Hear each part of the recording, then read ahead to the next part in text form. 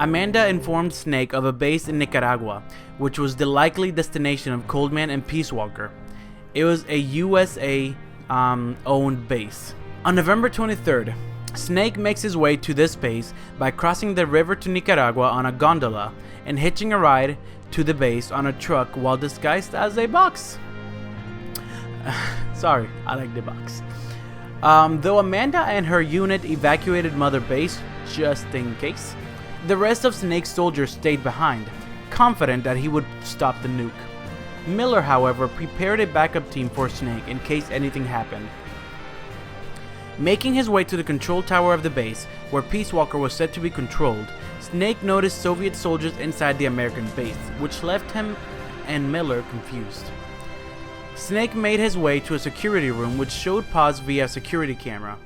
Paz informed him that Coldman was headed to the communication tower to enter the data for Peace Walker's launch.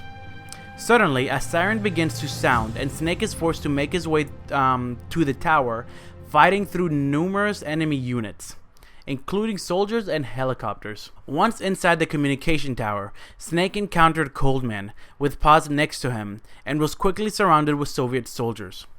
Coldman informed Snake that he was too late as he had already input the codes for a fake nuclear strike on America into Peace Walker's AI. This was because Peace Walker was only built as a deterrent. It couldn't strike with a nuclear missile unless there was something or someone to retaliate to. Coldman was working on the theory that humans were not capable of pushing the button and essentially ending human life. So he believed Peace Walker's nuke would be the world's last, as it would prove its capabilities of always firing in retaliation. This is why he needed the false data, because he couldn't just make Peace Walker shoot. Alongside with the false data, Coldman also reverse engineered said data so that Peace Walker would always choose Mother Base as its target. This way, he would take 3 birds with 1 stone.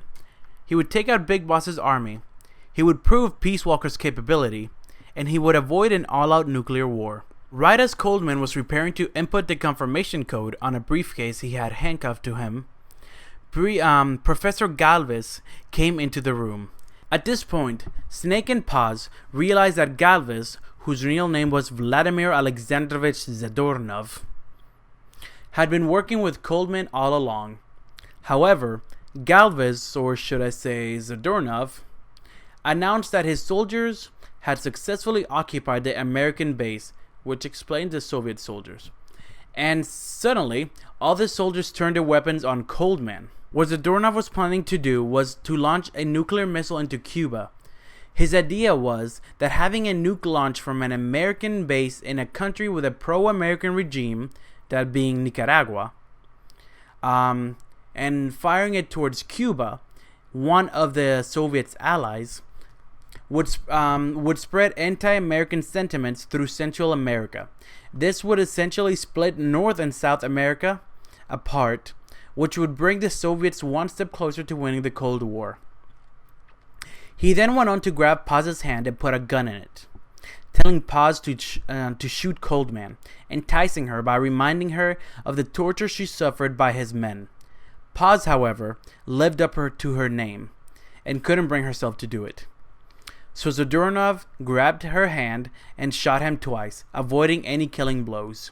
Zadornov then forced Coldman to insert his diskette into the briefcase and, through radio, ordered Strangelove to change her target to Cuba, telling her that he would crush her beloved, guessing he's talking about the mammal pod, if she resisted. She's quite obsessed with that thing. Zadornov finally turned to Snake and revealed just how thoroughly he had thought this plan through, as most Metal Gear Solid bad guys tend to do. These guys are really fucking great at predicting what people will do, gotta say. Anyways, he tells Snake that that Snake himself has been a great comandante, or commander, for the Sandinistas that he's rescued, and that after helping Amanda, Chico, and the others so much, and extracting so many prisoners, they started to see him as a leader, much like Che Guevara, their former commander. Because of this, Once they find out that Snake has been killed by the CIA, which is essentially what he's going to make it look like, the resolve against the pro-American regime of Nicaragua would strengthen even more. Oh yeah, did I mention that Amanda and Chico are part of a real-life group of rebels who are anti-American? That being the Sandinistas? Yeah, this game really shows that Big Boss gives no shit about his loyalty to America anymore. Anyways, he says that the strike against Cuba would be the last straw. After being told that Peace Walker was ready for launch, he pointed a gun at Snake and told him that he would die as an eternal fraud, just like the boss. Suddenly, Snake's MSF soldiers and Amanda's FSLN troops stormed into the room and defeated the Soviet soldiers. Amanda forced the doorknob onto the floor, telling him that her and her Sandinistas would no longer be puppets of the KGB. Afterwards, the room went into an uproar, cheering for Snake, or as they called him, Vic Boss.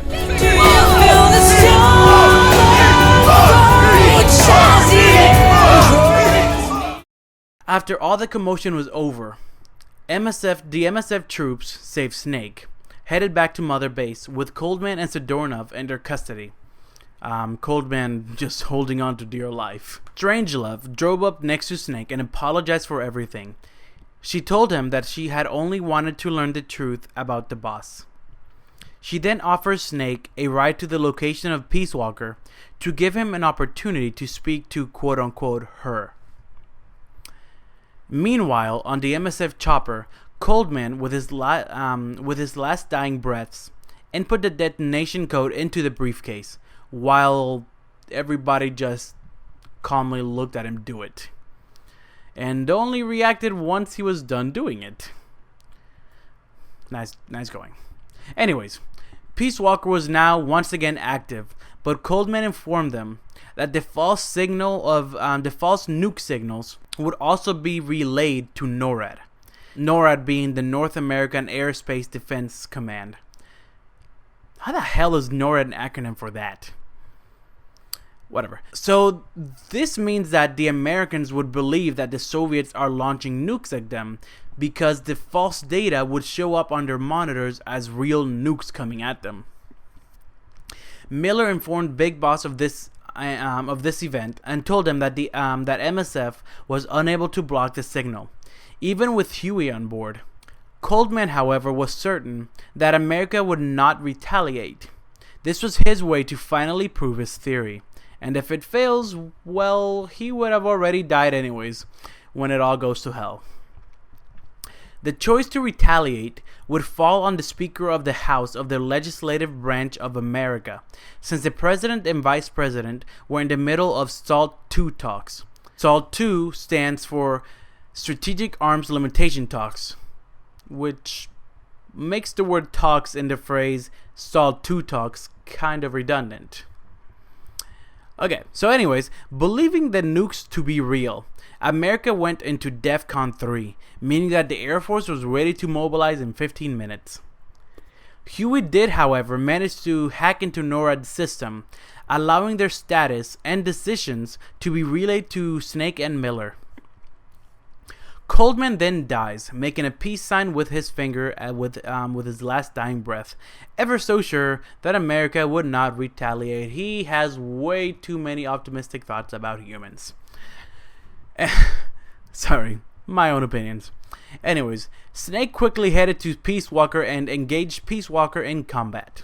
And of course, since Peace Walker has that ridiculous system where it stops its main objective to take care of one threat, it momentarily stopped the launch to attack Snake.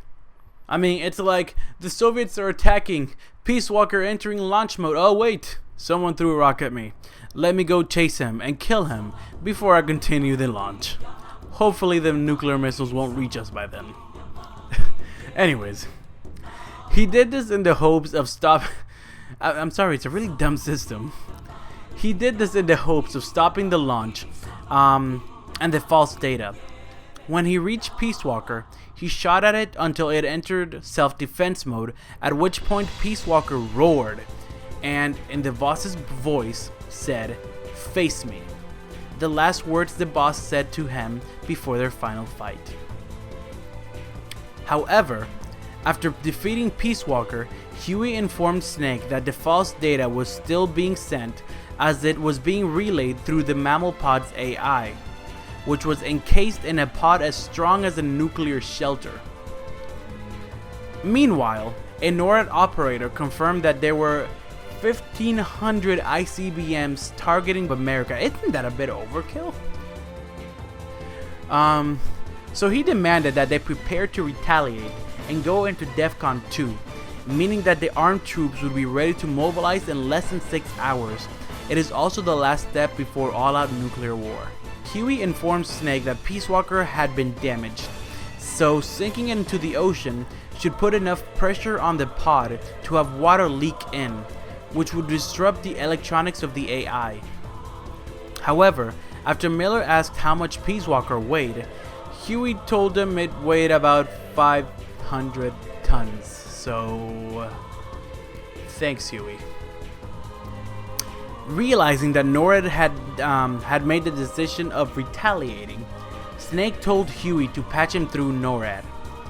Snake made contact with the chairman and told him everything that had transpired, in order to prove to the chairman that he was the real big boss, and that he could trust him. Snake told him about the events that took place during his secret debriefing after Operation Snake Eater. The chairman, having been there himself, knew that he was the real big boss. Having thanked Big Boss, the chairman called off the strike. However, some members remained skeptical, and one even pulled a gun on him, telling him that he is not letting him call the strike off, even though it's his decision. So there you go, democracy. Suddenly, the mammal pod opened on its own, allowing Snake inside. Snake jumped in and removed all of the memory boards of the AI within the mammal pod. However, the data uplink somehow remained intact. Strangelove told Snake that this must be the work of Peace Walker's reptile pod, who decided to take over the functions of the mammal pod once it had been damaged. Huey describes this process as functional compensation, which is when a part of the brain is damaged and another part takes over for it. And since the mammal pod and reptile pod were based off of the human brain, they were able to mimic this function. In desperation, Snake began to shoot the living crap out of Peace Walker, having multiple parts of it explode and fall off. But it was to no avail. Peace Walker, however, suddenly started to stand upright on its own and started to play the song "Sing" by the Carpenters, but with the boss's voice. Peace Walker then began to walk into the ocean. Strangelove realized that it was trying to sink itself in order to stop the transmission, which is something the boss herself would have definitely done. At this moment, the missiles on NORAD's screen disappear and turn into peace signs. Also, the song "Sing" in the boss's voice is relayed to NORAD and anyone else witnessing these events or patching through the communications. Witnessing Peace Walker's sacrifice and knowing that the AI was modeled after the boss, Miller stated that the boss's innocence had been proven. Strangelove then said that she now understood why she did what she did, referring to the boss. She stated, "You saw it, didn't you? When you went to space, that there's beauty outside of battle.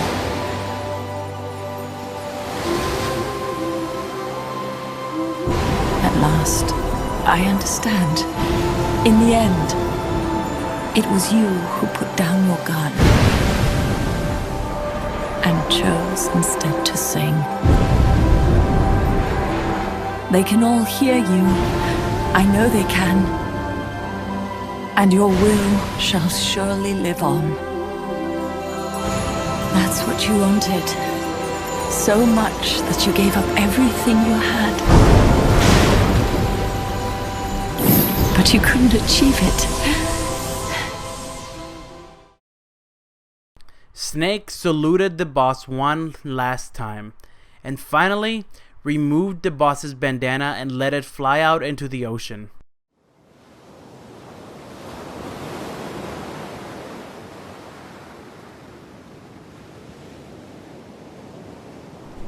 After the credits, a conversation between Snake and Miller is heard, where Big Boss states that he believes the boss, by lowering her gun and her life for her country, had essentially betrayed him and everything she had done up to that point. He states that he will not live his life like the boss did. He told Kaz that from this moment forward, he would finally be taking on his title of Big Boss. Since her scholarship had come from Zadornov, Paz would no longer be allowed in her school. So Snake, or should I say Big Boss, allowed her to stay in Mother Base, where she befriended and grew close to all the soldiers, even caught the affection of Chico. Strangelove also began to work for Big Boss in the R&D department and started working on an AI for his Metal Gear, which would be called Metal Gear Zeke. Big Boss also agreed to arm Zeke with Peace Walker's nuke, which was recovered from the bottom of the Lago Cocibolca, where Peace Walker drowned itself. Yeah, I screwed up. It wasn't an ocean, it was the lake. So yeah. He said it would only be used as a deterrent in case any big countries came after them, since they were beginning to become a very large presence in the world. Zadornov had managed to escape Mother Base multiple times in his time in Mother Base, forcing MSF to go out and capture him time and time again. On the last time, Big Boss finally decides to kill him in self-defense after he attempts to strike Big Boss with his prosthetic hand, launching it as a small rocket. Yeah, I'm not kidding. Big Boss calls Miller and tells him about Zadornov. He also said that his multiple escapes were too suspicious and it must have been an inside job. At which point, Miller tells Snake that Zeke's platform was ascending from its hangar to the surface of Mother Base. Big Boss arrived at the platform Zeke was located and discovers that it's Paz who had hijacked Zeke. She modified it while Big Boss was busy looking for Zadornov to be able to accommodate a pilot, since Zeke was supposed to be an AI weapon. She told Snake that she was quote-unquote taking it back to Cypher, her leaders. She also revealed that her real name was Pacifica Ocean, which is an even worse name, honestly. She just went from being called Peace to being called Pacific Ocean. Anyways, her whole personality was a ruse to fool Big Boss and Mother Base staff. Even her age was a lie. She was actually in her 20s, which makes a lot of things in this game a lot easier to take in. Paz tells Big Boss that he took the wrong path. She was referring to the event in which Big Boss parted ways with his former Fox commander, Zero, 2 years earlier. Both of them wanted to fulfill the boss's will after her death, but could not come to terms with what the will meant, so they split up and became bitter enemies. Well, there were other reasons, but that's for a later game. Paz then demands that Big Boss follow the will of Cypher.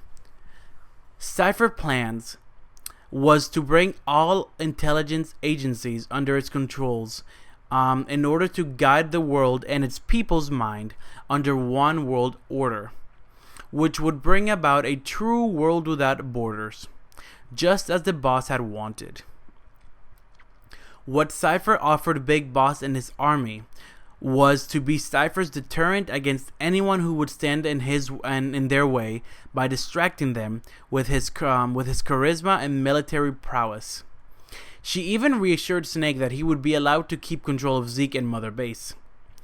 Big Boss, however, refused this offer. This honestly didn't seem like a terrible offer, to be honest, but whatever. Because of this, Pacifica told Snake that she would launch a nuke at the US. God, the US is just not having a good day today. This would have MSF labeled as cult extremists and have the world go after them. Big Boss went on to take on Zeke in battle and defeated it along with Pacifica. Zeke explodes with Paz being thrown into the ocean after warning Snake that the path he had chosen will only lead to the world using him when they needed him, disgracing him when convenient, and eventually eliminate him like a cancer to society. A few hours after, Kaz and Big Boss have a conversation where they both come to the agreement that this cipher must be Major Zero himself, or at least a group that he had created back with Snake and Ocelot, which when he got this Philosopher's Legacy.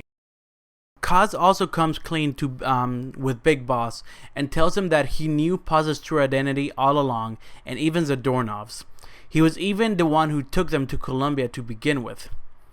He even knew about Paz's about Paz working with Cypher.